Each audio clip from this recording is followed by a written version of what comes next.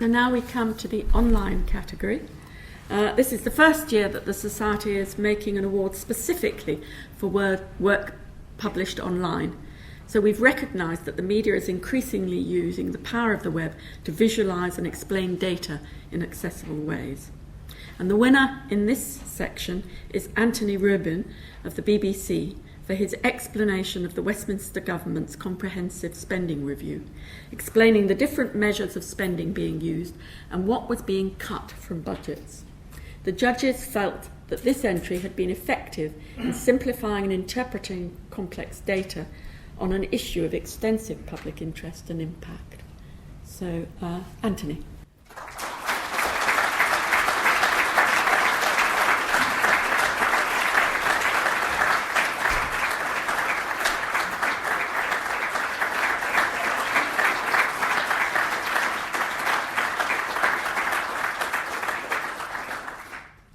Thank you very much. I'm particularly delighted to get this award because I've entered for RSS awards in the past, and all I've had back is an email saying, perhaps you should consider taking one of our seminars in making better use of statistics in your journalism.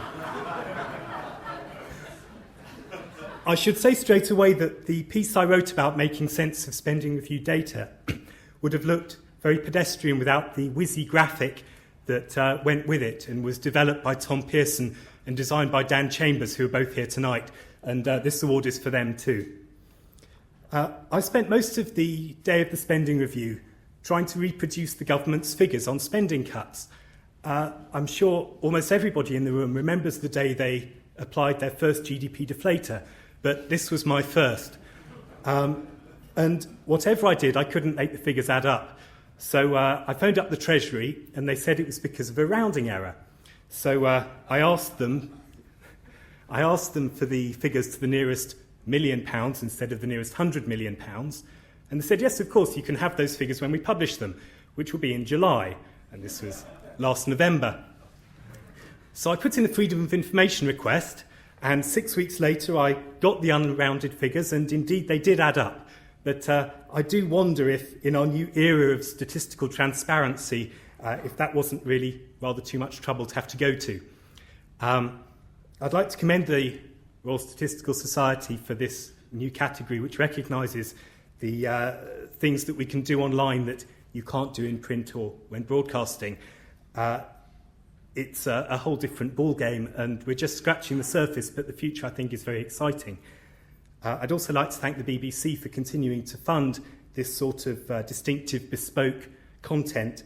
Even when money's tight, we know that the licence fee payers appreciate it. When Professor Sen from Glasgow University phoned me to say I'd won this award, I said, gosh, that's very exciting. And he said, is it?